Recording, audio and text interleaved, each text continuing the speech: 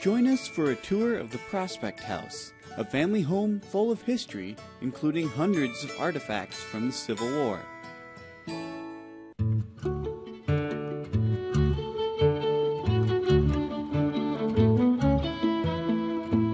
This is the Prospect House, now the Prospect House Museum.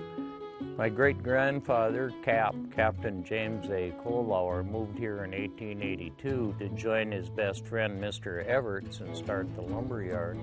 On his way here, he thought that this would be a good place for a summer tourist resort. That was in 1882, and then he started it in 1886. He was every bit an entrepreneur. He arranged with the local people so that he had a full-service tourist hotel with guides, boat service, bait, guns, dogs, you name it, food, good sleeping rooms, the best accommodations around for sure. The Prospect House has been in the family for 4 generations, and my great-grandfather started it in 1882, and then it was passed on to his daughter, and then from her it was passed on to her daughter, and that is my mother.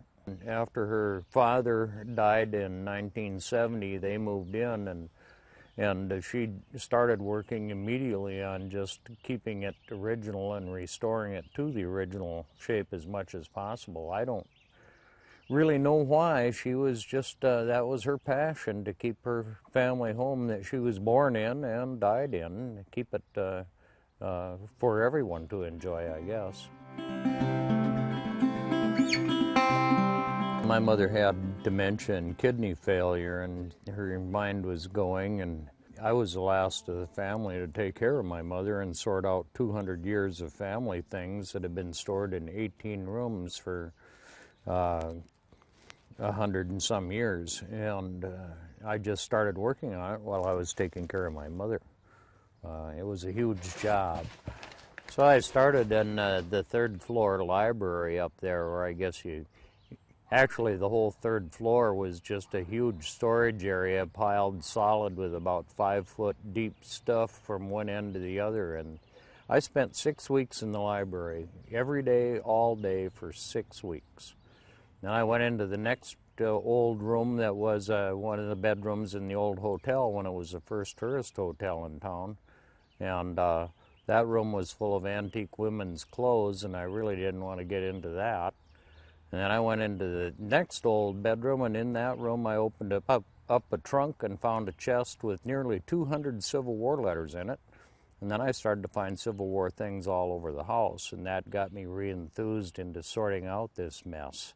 And now I've been working on it for 14 years. Cap and his brother David enlisted together in the Civil War. He volunteered. He fought to preserve the Union. That's what he was all about. That was his idea of patriotism. And then he fought for a full 3 years in the Civil War.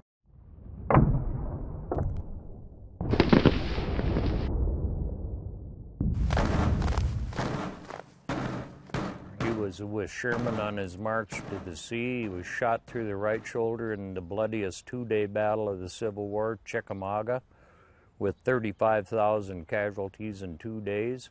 And then he ended up being one of the 2 oldest men in Otter Tail County when he died, as well as being mayor of Battle Lake and justice of the peace. But after the Civil War, life was just wonderful for him because he survived the worst things that you could possibly imagine. And I think that's why he lived so long.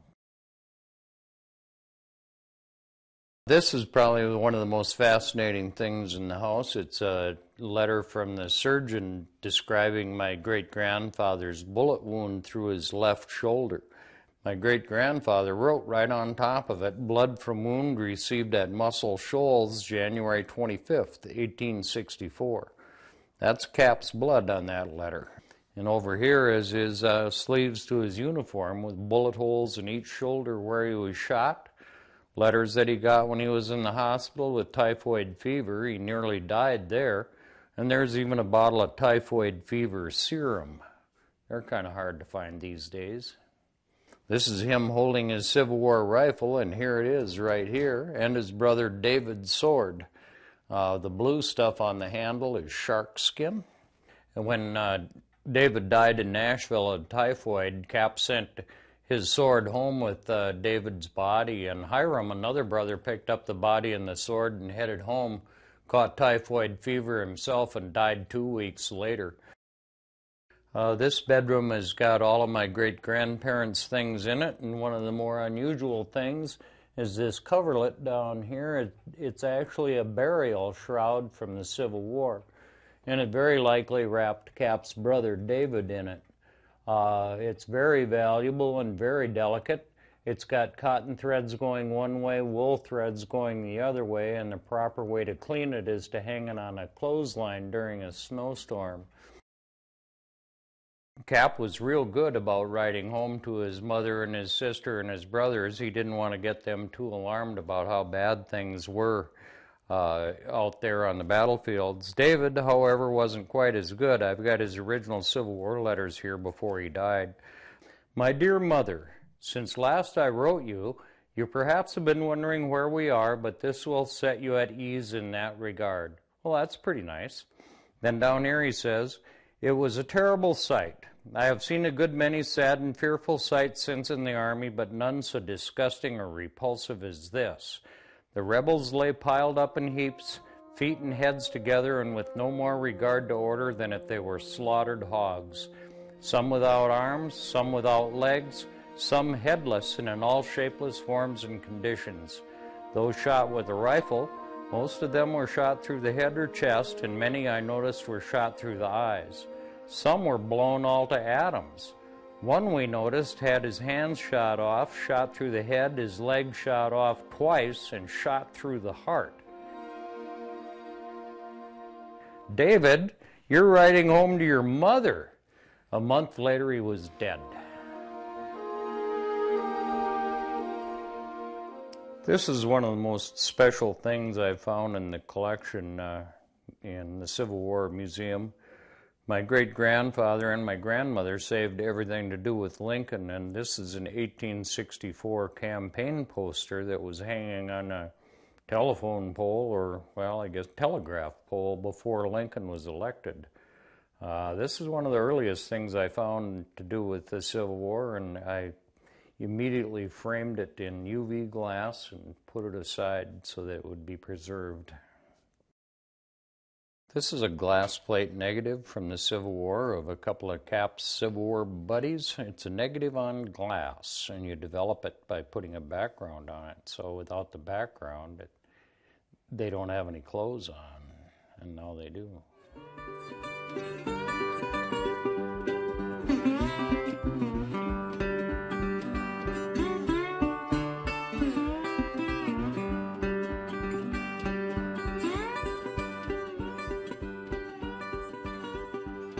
Basically, the house is just a collection of memories. Everything in that house has some memory attached to it.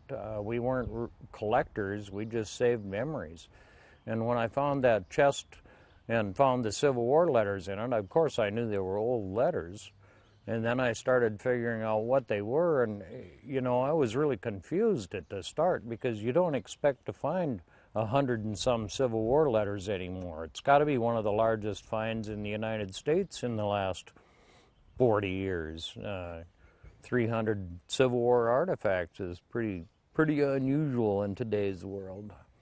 My family has always enjoyed picture puzzles, and we're pretty good at it, and this is just like a giant picture puzzle. And my family has also always been interested in history and archaeology, and it seems like no matter which box full of stuff you pick up, there's always a little gold nugget in there somewhere, and it just keeps you going and going and going.